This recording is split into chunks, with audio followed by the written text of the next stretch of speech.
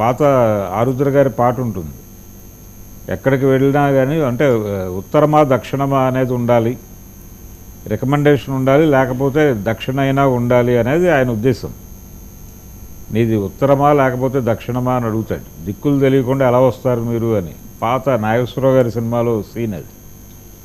అలాంటి సన్నివేశాలతో ఇప్పుడు జనరేషన్కి మీరు సినిమా తీసి చూపిస్తామంటే ఎలా కుదురుతుంది, జనాలు ఎలా యాక్సెప్ట్ చేస్తారా ఆ పద్ధతిని అనేది చూడాలి. అంటే ఇది నిజంగా అంటే ఇంకొక అనుమానం, ఇందాక రివ్యూలు చదువుతుంటే ఇది నిజంగా శంకరే డైరెక్ట్ చేశాడా, ఇంకెవరికైనా ఆ పేరు తన పేరు ఎవరికైనా అప్పచెప్పేసి మీరు తీసుకోండి అని చెప్పి? లేదు, శంకర్ తీసిన సినిమా.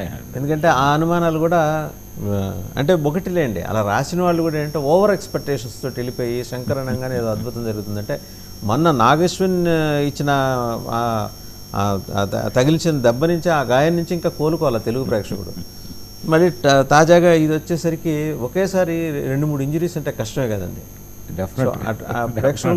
ప్రేక్షకులు కూడా మానసికంగా సిద్ధంగా లేరు. అంటే మరీ ఇంత తీవ్ర స్థాయిలో దాడి జరుగుతుందని అనుకుని ఇబ్బంది పెట్టాడు, ఆడియన్స్ని ఇబ్బంది పెట్టాడు. అంటే ఇంటర్వెల్ టైంకి ఒక రకంగా చాలామంది నిద్రావస్థలోకి వెళ్ళిపోయినటువంటి సందర్భం కనిపించింది థియేటర్లో. అంటే అవే సన్నివేశాలు అలాగే తీస్తాడు, ఏమిటి గొడవ. మ్యూజిక్ అండి, బ్యాక్గ్రౌండ్ స్కోర్ ఉంది. బ్యాక్గ్రౌండ్ స్కోరు నార్మల్గా ఉందండి, అంటే సన్నివేశాలకు తగ్గట్టుగా వెళ్ళిపోయాడు ఆయన. అనిరుద్ధ్ చేశాడు ఈ సినిమాకి. జనరల్గా రెహమాన్ చేస్తాడు శంకర్ సినిమాలకి, ఈ సినిమాకి ఎందుకునో ఆయన్ని తప్పించాడు.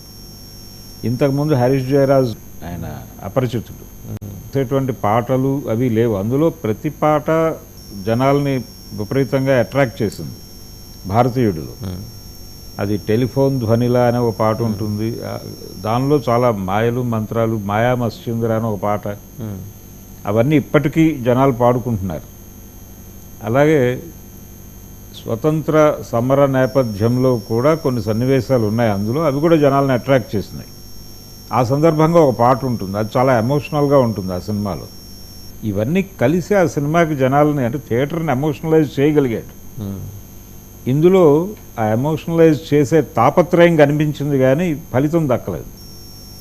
అలాగే ఒక వ్యాపారస్తులు పెద్ద బంగారు కోట కట్టుకుని ఉంటాడు. ఆయన ప్రభుత్వ అధికారుల్ని కొనేయటం ద్వారా రకరకాల వ్యాపారాలు చేసి విపరీతంగా కోట్లకు పడగలెత్తి ఉంటాడు. అతన్ని చంపేస్తాడు ఈయన వెళ్ళి. దానివలన ఏమిటి ప్రయోజనం అనేది, అంటే జనం డిమాండు ఇవన్నీ ఉంటాయి కదండి. ఒక చిన్న ఘర్షణ ఉండాలి కదా అక్కడ, సమాజంతో అతనికి ఘర్షణ ఉండాలి. ఇవేవి ఎస్టాబ్లిష్ కాకుండా భారతీయుడు అలా స్ట్రైట్ అవే వెళ్ళిపోయి అతన్ని చంపేసి వచ్చేస్తాడు. ఆ తర్వాత ఏమైంది ఆ వ్యవహారం అనేది ఒక జనాలకి చిన్న కన్ఫ్యూజన్ ఉంటుంది. ఇలాంటి సన్నివేశాలు అనేక ఉన్నాయి. అలాగే విద్యా వ్యాపారం, పీపుల్స్ మెమరీ షార్ట్ లివ్డ్ అనే కాన్సెప్ట్ ఉంది కదండి, అదే సామెత ఉంది కదా, అది అనుకున్నారేమో జనం మర్చిపోయి ఉంటారులే, అదేం గుర్తు చేసుకుంటారు. బట్ సినిమా లవర్స్ అంటే ప్రతి కనెక్ట్ అయితే మాత్రం ప్రతి చిన్న సన్నివేశాన్ని కూడా గుర్తుపెట్టుకుంటారు. డెఫినెట్గా ఈ సినిమా ఆ భారతీయుడిని విపరీతంగా గుర్తు చేసింది. అది ఒక సింగిల్ పాయింట్ ఎజెండాగా నడుస్తుంది సినిమా, ఎక్కడా మీకు డీవియేషన్స్ ఉండవు. అలా ఒక ఏకసూత్రత కనిపిస్తుంది ఆ సినిమాలో. ఇందులో అది లేదు, చాలా కన్ఫ్యూజన్ ఉంది, చాలా క్యారెక్టర్స్ ఎంటర్ అవుతూ ఉంటాయి. ప్రతి పాత్ర అదేమిటి అనేది ఒకటి. రెండోది, ఈ సోషల్ మీడియా ఆర్మీ ఉంటుంది ఈ సినిమాలో. వాళ్ళ అవగాహన స్థాయి చాలా సందర్భాల్లో జనాలని ఇబ్బంది పెడుతుంది. ఏమిటి ఇలా ఆలోచిస్తున్నారు వీళ్ళు అని కనిపించేలాగా నడిచినాయి ఆ సన్నివేశాలన్నీ కూడా. అయితే శంకర్ ఒక రివ్యూలో సార్ ఇట్లా వచ్చింది, శంకర్ ఇదే మూవీని ఎలక్షన్స్ ముందు రిలీజ్ చేస్తుంటే ఎంతో కొంత ఆయనకి అడ్వాంటేజ్ ఉండేదేమో, అంటే మూవీ కమర్షియల్గా సక్సెస్ అవ్వడానికి వెసులుబాటు ఉండేదేమో అని అంటున్నారు. ఒక అభిప్రాయం అంతే. ఎన్నికలు జరిగిన తీరు వేరే పద్ధతిలో జరిగిందండి. అవినీతి అంశంగా జరిగినటువంటి ఎన్నికలు మనకి 2014లో జరిగింది. అలాగే రాజకీయ అవినీతి అనేది ప్రధానమైనటువంటి చర్చనీయాంశంగా ఎన్నికలకు వెళ్ళారు. అది వర్కౌట్ అయింది ఆ టైంలో. దానికి ముందే ఈ అన్నా హజారే నిరాహార దీక్షలు ఈ నేపథ్యం నుంచి నడిచింది.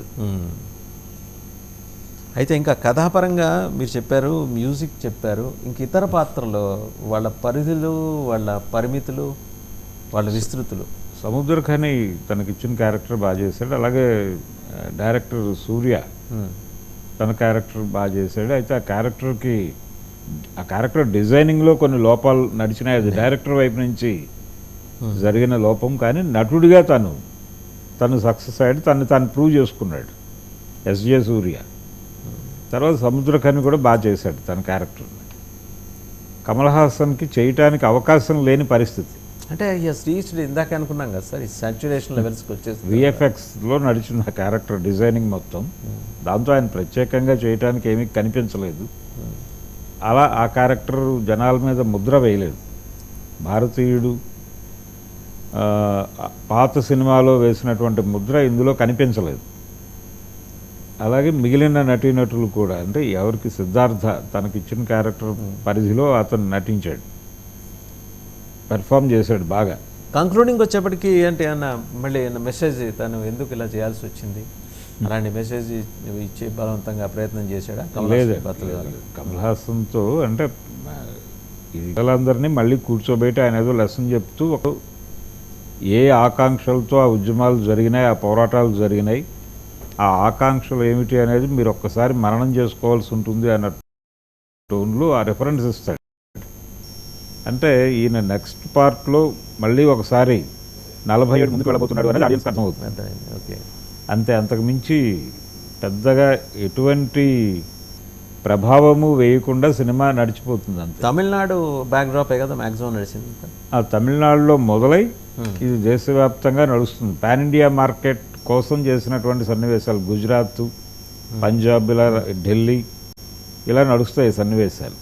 అంటే అక్కడ జరిగేటువంటి అవినీతి మీద, అంటే ఈ సోషల్ మీడియా నెట్వర్క్ విస్తృతి ఈ లెవెల్లో ఉంది అనేది ఎస్టాబ్లిష్ చేస్తాడు. అంతవరకే ఉంది సినిమా. అదేం పెద్ద మార్కెట్ మీద కూడా ప్రభావం వేసే ఉండకపోవచ్చు. పరిచాడు. భరద్వాజ్ గారు